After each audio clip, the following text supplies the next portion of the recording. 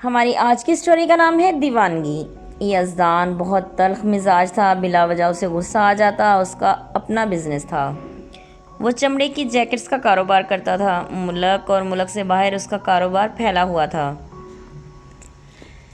Factory شہر سے دور تھی، آفس شہر میں تھا۔ بہت سے ورکرز اس کی فیکٹری میں کام کرتے تھے، سب کا مکمل ریکارڈ تھا اس کے پاس۔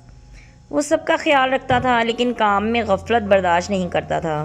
وہ آفس میں بیٹھا تھا کہ فیکٹری سے کال آئی کہ جھگڑا ہو گیا ہے۔ فیکٹری پہنچا تو کافی لوگ زخمی ہو چکے تھے۔ وہ پریشان ہو گیا کہ کیا ہوا ہے۔ جن کا جھگڑا ہوا وہ دونوں سگے بھائی تھے، اور گھر میں جھگڑا ہوا تھا جو یہاں آ کے بھی نہیں چھوڑا تھا۔ یزدان ان پر غصہ ہو رہا تھا، انہیں فیکٹری سے باہر لے گیا اور پوچھا کہ یہاں کام کرنے آئے ہو یا گھر کے جھگڑے کرنے؟ وہ خاموش تھے۔ یزدان نے کہا اگر ایسے کرنا ہے تو جا سکتے ہو، مجھے ایسے ورکرز نہیں چاہیے۔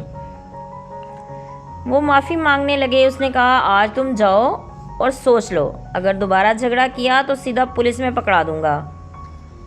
وہ ڈر گئے۔ یزدان نے انہیں اپنے ساتھ گاڑی میں بٹھایا اور راستے میں ان کے گھر چھوڑتے ہوئے جانے کا سوچا۔ وہ انتہائی غریب لوگ تھے۔ وہ ان کے دروازے پر پہنچا تو دونوں نے گھر آنے کا کہا۔ یزدان نے انکار کر دیا، لیکن وہ زبردستی روکنے لگے۔ یزدان بھی اتر گیا۔ وہ دونوں اکٹھے رہتے تھے۔ یزدان گھر میں داخل ہوا۔ گھر بہت صاف ستھرا تھا۔ ایک 30-32 سال کی لیڈی کمرے میں داخل ہوئی۔ وہ بے انتہا خوبصورت تھی۔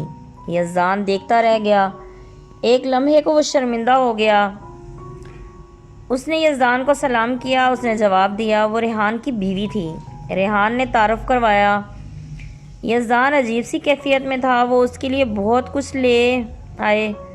یزدان کہیں سے کچھ نہیں کھاتا تھا، لیکن آج وہ بیٹھ گیا۔ پھر تھوڑی دیر بعد اسے اپنی حیثیت کا احساس ہوا۔ وہ اٹھ کھڑا ہوا۔ اس نے جلدی سے گاڑی سٹارٹ کی اور چل دیا۔ اس کی آنکھوں کے آگے اس کا چہرہ آ رہا تھا۔ وہ خیالوں کو جھٹک رہا تھا، لیکن بے بس ہو گیا تھا۔ انادل واقعی بہت خوبصورت تھی۔ یزدان اپنے حواس کھو بیٹھا تھا۔ اس نے فیکٹری میں ریحان کی جگہ بدل دی۔ وہ اس کا خیال رکھتا، اس کے گھر بھی چیزیں، راشن بھجواتا۔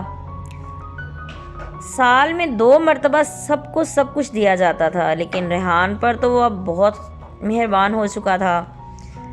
یزدان اب اکثر ریحان کے گھر چلا جاتا۔ ریحان بہت خوش ہوتا۔ اسے تو پیسوں سے مطلب تھا۔ اسے اس سلسلے کو سال ہو گیا۔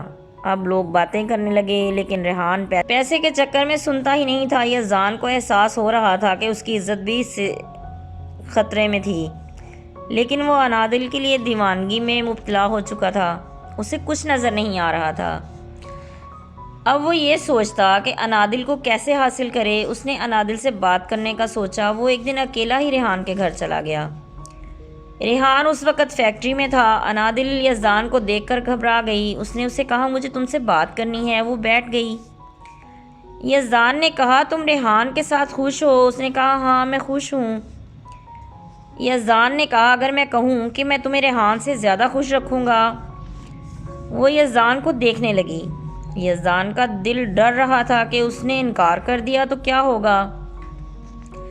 وہ اچانک رونے لگی۔ یزدان گھبرا گیا۔ کیا ہوا؟ وہ بولی ریحان مجھے اغوا کر کے لایا تھا۔ میں بہت اچھی فیملی سے تعلق رکھتی ہوں اور پڑھی لکھی بھی ہوں، لیکن دوبارہ واپس نہیں جا سکی بدنامی کے ڈر سے۔ یزدان نے کہا تم اپنی فیملی کا ایڈریس دو۔ اس نے کہا نہیں مجھے وہاں نہیں جانا۔ یزدان نے کہا تمہیں ملنا چاہیے، اس میں تمہارا کوئی قصور نہیں ہے۔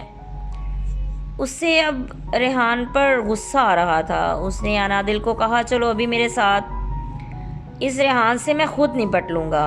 وہ یزدان کے ساتھ چل دی۔ یزدان اسے گھر لے گیا۔ یزدان نے طلاق کے پیپر بنوائے اور ریحان سے سائن کروا لیے۔ پھر 6 ماہ بعد یزدان نے انادل سے شادی کر لی۔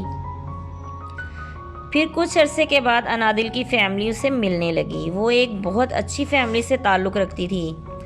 یزدان نے اسے ریحان کا ذکر کرنے سے منع کر دیا۔ اس نے بھی کوئی بات نہیں کی تھی۔ وہ خوش تھی، قسمت نے کروٹ لی تھی اور وہ ایک اچھی جگہ پہنچ گئی تھی جو اس کے شایان شان تھی۔